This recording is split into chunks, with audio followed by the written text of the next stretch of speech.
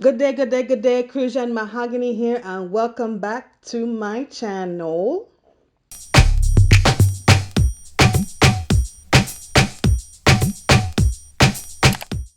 Today, we're going to talk about an interesting story I read on Reddit. You know, there's a section in Reddit that they have that's called Am I the Donkey Hole?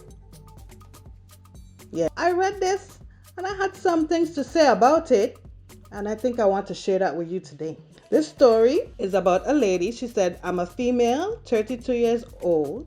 I just get engaged to my fiance, a male, 37 years old. She said, we do not live together because we're waiting until marriage, and given that he and his family are highly conservative Christians, but they're really nice and lovable people. She said, I had plans to spend New Year's Eve with him, but he said he was out for New Year's Eve dinner celebration with his parents. And then after that, they hung up. And then he called me again, invited me to join them, and I happily did. His parents were there, and they welcomed me and ordered many dishes and desserts and drink. We celebrated and had great time. And that is until it was time to pay. I pulled my wallet out of the bag, letting them know that we'll split the check between us. He said, no, you don't have to. We invited you. She said, but I insisted. He and his parents then stared at me, and I asked what was wrong. And both the mother-in-law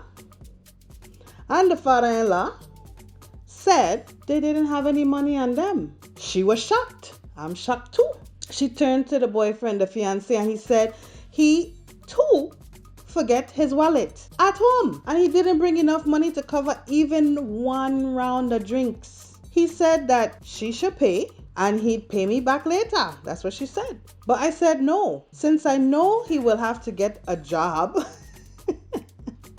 to pay that much money. She said, I'm sorry, but this isn't the first time I've been put in this situation by him and family where I'm expected to rescue them after they somehow forgot their wallets and expect others to pay hundreds for the extravagant dinner. I tell them I'll only pay for what I had, but that's it. And his parents were shocked. They start arguing about how I have the potential to pay right there and then, but I was acting as if they were strangers, not family. But does that mean I'm obligated to pay? How could someone go out to a fancy restaurant, order so many dishes and drinks and dessert without bringing any money? The fiance had begged that I just pay and call it a night, but I refused. Argument get heated, and then I got up and walked out. That's what she said. The fiance later called at 2 a.m. basically yelling that I ruined the New Year's Eve celebration and made his parents suffer because I refused to pay the entire bill and instead acted selfishly and paid only for myself after they were gracious enough to invite me. I told him how unfair it was for me to pay. Even if I have a good salary, doesn't mean I want to spend it all on a fancy dinner. He didn't reply. He said that he'll just pray that my parents will let this go, pray that his parents will let this go and not resent me after I basically damaged the relationship with them. She said she felt awful, thinking she should have covered the bill instead of leaving. She says, am I the donkey hole? Well, young lady, first of all, don't marry this man. Do not marry him. 1, you was not invited to the New Year's Eve party. You was an afterthought. They was already enjoying and drinking and partying before you received the phone call to now meet them at the party.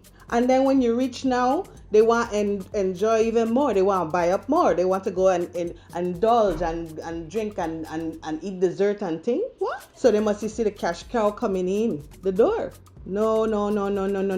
So you was not invited, first of all. Secondly, even you paying for yourself should have been questioned. Yes, you insisted. I understand. But you insisted upon thinking that they had money to pay for themselves because they was already enjoying. They was already jubilating, celebrating all year's even. You already recognize you were an inconvenience to the celebration that they were already having before they invited you to come and meet them, that what they were doing. So you recognize that and you offer to pay for yourself, but good on you. Okay, my dear, you said the man don't have job.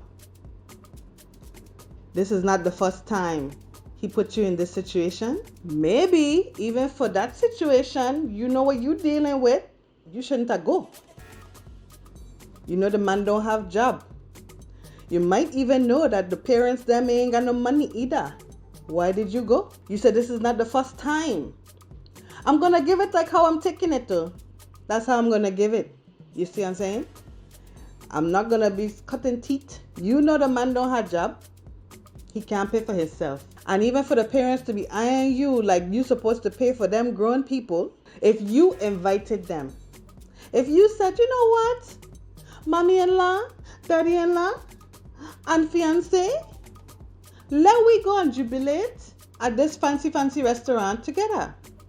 That's different. They were already enjoying themselves. So why are they now coming for your pockets? She said he don't have no job, so he's doing this. My dear, then he get mad at you and the parents get mad at you. Look, when you get married, it's families joining.